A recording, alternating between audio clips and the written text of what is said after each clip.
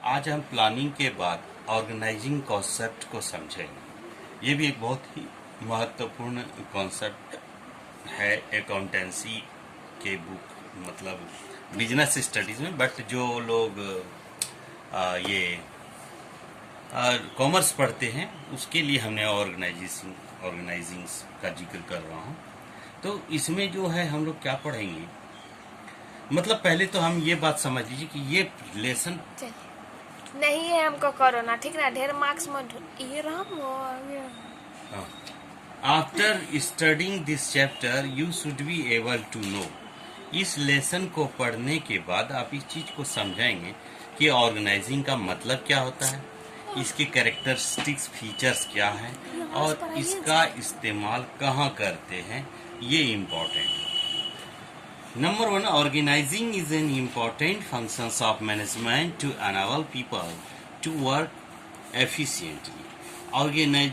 Organising जो होता है एक महत्वपूर्ण क्रियाकलाप है किसी मैनेजमेंट के अंदर, जिसमें काम करने की जो क्षमता होती है वो इंक्रीज हो जाए। यानी अगर हम ढंग से, अगर सिंपल भाषा में अगर हम कहें कि अगर एक मैकेनिकल इंजीनियर को सीएनसी मशीन चलाने दें वो चला सकता, क्योंकि उसने उसकी पढ़ाई की है।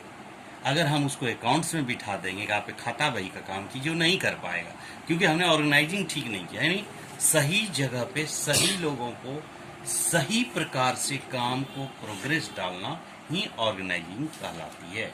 देखिए, दो things are necessary to efficiently running in enterprise. दो चीज जानते हैं आप, बहुत ही नेसेसरी है, जरूरी है। पहला, there should be factors of production. Factor production आना चाहिए, उत्पादन होने चाहिए, चाहे लैंड, लेबर, कैपिटल, मटेरियल और मशीन्स। ये पांचों चीज जो आपका प्रोडक्शंस में आ गए। दूसरी बातें है, there should be someone who can organise this factor of production. अब इतनी सारी चीजें हैं हमारे पास, बट इसको ऑर्गेनाइजिंग कौन करेगा, चलाएगा कौन? यानी एक, आपको रिसोर्सेस चाहिए। दूसरा, उस रिसोर्सेस को उपयोग करने वाला सही किस्म का बंदा चाहिए जो सही से प्रकार ऑर्गेनाइजिंग कर सके। तो ऑर्गेनाइजिंग, तो इस तरह से अगर हम मीनिंग और डेफिनेशंस ऑफ ऑर्गेनाइजेशंस की बात करें, ऑर्गेनाइजिंग आप समझ गए होंगे, ऑर्गेनाइजिंग से ही ऑर्गेनाइजेशन बना, ये चीज आपको अच्छी तरह से समझ गए होंगे। Organisation refers to harmonious adjustment of various parts to achieve common objective। Her organisations तो आप समझ गए हैं कि जो कोई भी संस्था होती है वो अपने कंपनी के अधीन अलग अलग तरीके से प्रक्रिया करती है, काम करती है, लेकिन कुछ उसका जो कॉमन ऑब्जेक्टिव होता है वो होता है, सपोज अगर प्रॉफिट अर्निंग रेशियो कंपनी है तो प्रॉफिट कमाना ही उसका मेन मोटो होता है। अगर वो नॉन फॉर प्रॉफिट ऑर्गेनाइजेशन है तो वो सर्विस के ऊपर डिपेंड करता है। तो ये दोनों ही चीज़ें आपको समझने के लिए आसानी से समझ सकते हैं। अगर हम इसके डिफिनेशंस ऑफ ऑर्गेनाइजेशंस की बात करें, ऑर्गेनाइजिंग की, एन आइडेंटिफिएबल ग्रुप, एक जिसका आइडेंटिटीज हो, जो काम करता, जिस काम में जिसको महारत हासिल हो, ग्रुप ऑफ पीपल, ऐसे लोगों का समूह, यानी जो जिस काम को करने में महारत हासिल है वाले ग्रुप का आदि लोगों का समूह, कंट्रीब्यूटिंग देयर कैरेक्टरिस्टिक्स। और तो इस तरह से आप समझ गए कि ये हम लोग इसको ऑर्गेनाइजेशन करते हैं, यानी सही जगह पे सही लोगों को और सही प्रकार से काम का डिस्ट्रीब्यूशन करने की प्रक्रिया ऑर्गेनाइजिंग कहलाती है। नेक्स्ट, कैरेक्टरिस्टिक्स और फीचर। और क्या है इसके कैरेक्टरिस्टिक्स और फीचर्स, क्या है इसके भविष्य, क्या है इसका उपयोग, क्या है, हमारे ऑर्गेनाइजिंग को इस चीज को समझने का प्रयास करते हैं। एक, group of individual. An organising comes into existence when a group of people combine their efforts to some common purpose and willingly contribute towards their common endeavor।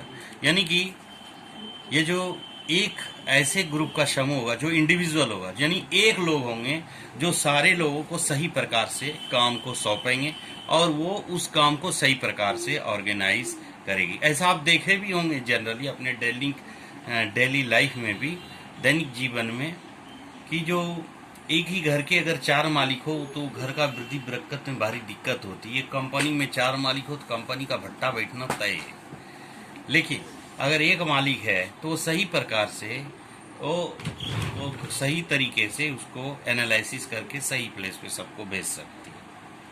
Common purpose तो क्या है, चेन ऑफ कमांड क्या है, ये सारी चीज common purpose आप समझिए। एक ही पर्पस है, प्रोडक्टिविटी को बढ़ाना और काम को सही तरीके से संपन्न कराना।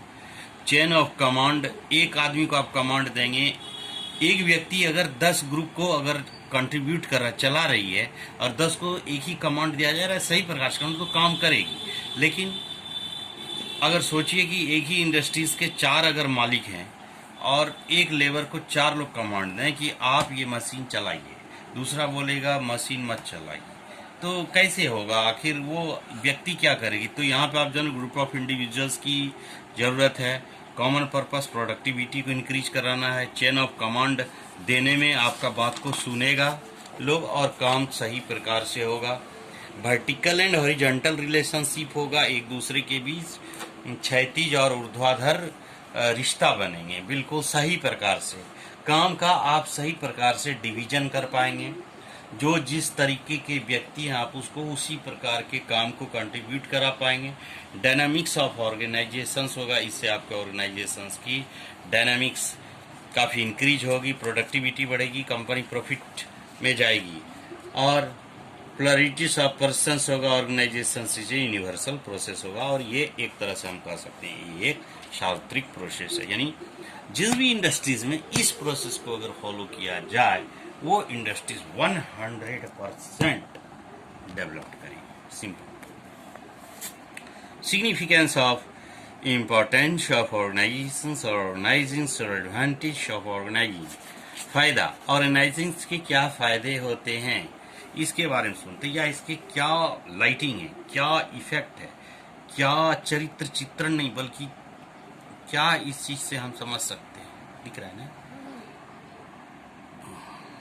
कहाँ तक मैं लाने को, अरे यही चक्कर में इतना भीड़ रहता है कहीं। स्पेशलाइजेशन देखिए, organising this promotes specialisation, speed, performance of task and efficiency work. Specialisation, इससे काम के प्रति महत्वता बढ़ती है। सही प्लेस पे सही लोगों को हम काम दे करके हम अच्छी प्रकार से उस काम को पूरा करवा सकते हैं। सबसे बड़ी बात, रोल क्लियरिटी होती है, मालूम रहता है आपको कि you know very well this guys dealing this kinds of work. ये आदमी को ये काम मैंने दिया है, ये काम वो करेगा ही करेगा, और ये काम अगर किसी उसने गलत भी किया तो हमें पता रहता है। ऐसे नहीं क्या बोलता है किसने किया है तो सोचिए ये उसने, वो उसका नाम, ऐसे में कभी भी सेटिंग नहीं होगा। राइट जॉब पता चलता है। देख रहे हैं, this facility the process of feeding the right person to the right job. Right person को राइट जॉब। क्रिएटिव ऑथोरिटीज और रिस्पॉन्सिबिलिटीज। इससे वही जो हमने बोला, रिस्पॉन्सिबिलिटी बढ़ती है। आप पूछ सकते हैं लोगों को जिसको आपने काम दिया है। भाई आपको एक सिंपल बताते हैं, कोई भी इंडस्ट्रीज आप जाइए या भोज में ही आप देखते होंगे कि स्टोर एक व्यक्ति संभालता है। क्यों संभालता है? ताकि वो सही जगह उसको भेज सके। दूसरा आदमी कुक है, कुक का ही देखता है। तीसरा क्या देखते हैं? खाना परोस रहा है तो खाना को ही परोसता है। ये ऑर्गेनाइजिंग करती है आप सही तरीके से, सही काम हो और पता चल जाए। बीच में एक बाल्टी रसगुल्ला बगल के घर में क्रॉस हो गया, टप गया, तो कहाँ गया रसगुल्ला आप पता कर सकते। क्यों?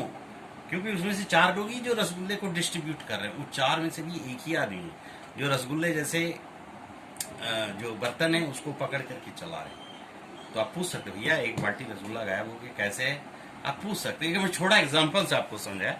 ऐसी इंडस्ट्रीज में रसगुल्ला वगैरह चीज नहीं होती है, वहाँ जो भी होता है बड़ा चीज होता है। समझने के उद्देश्य से आप समझिए। अवॉइडिंग ये डुप्लीकेशन ऑफ वर्क, काम में आपको, अरे बाबा, काम, योग्यता, रोल की क्लैरिटी, स्पेशलाइजेशन होता है, सहयोग मिलता है, एक दूसरे का कोऑर्डिनेशन होता है, काम सही प्रकार से संपन्न होती है, sources of support, surety and satisfaction, और आपको अच्छा लगता है कि जो चीज़ के लिए मैंने पैसा इन्वेस्ट किया है वो सही जगह पे वर्कआउट हो रही है. So this is very simple and very very simple है. ऑर्गेनाइजेशन एज ए प्रोसेस, ये एक प्रोसेस है according to the first concept, और पहले की it has considered as a process. आप समझ लीजिए ऑर्गेनाइजेशन, संस्था एक प्रोसेस से चलती है, एक पद्धति से चलती है, एक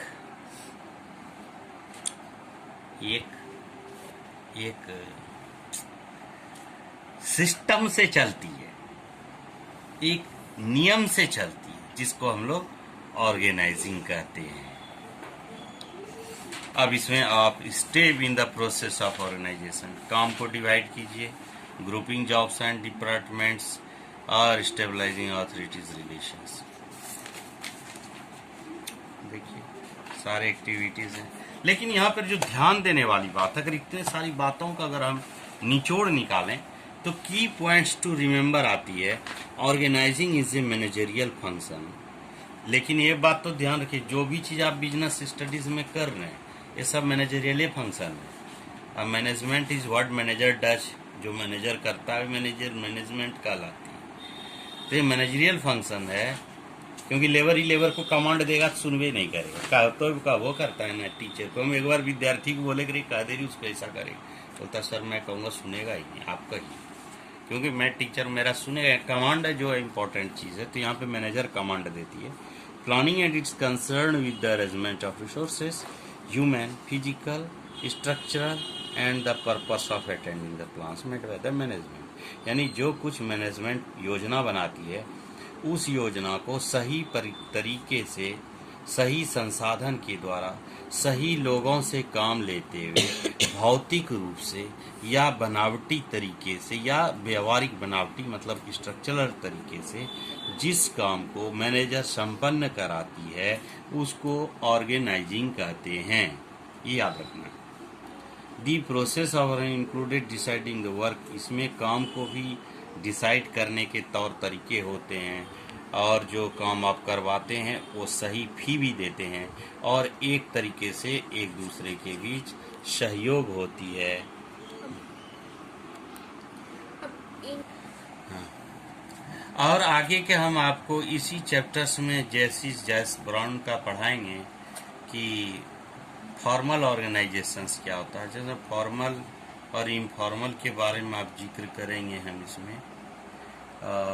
मतलब एक ऑर्गेनाइजिंग किस तरह से वर्कआउट करता है और दूसरा एक कैसा ऑर्गेनाइजिंग होता है. यानी समय सारणी के अनुसार जो ऑर्गेनाइजेशन बदलती हो वो फॉर्मल कहलाती है, नहीं वो इनफॉर्मल कहलाती है. फॉर्मल पहले से तय रहता है, जैसे BSNL का टावर जहाँ है, या एयरटेल या जियो जो भी है, वो सारे वैसे वर्कआउट है. या मैं आपको कल के आधा चैप्टर में कंप्लीट कर दूंगा बिजनेस स्टडीज के ऑर्गेनाइजिंग के chapter. Thank you very much for watching the channel, and please subscribe and so. Thank you. That is as so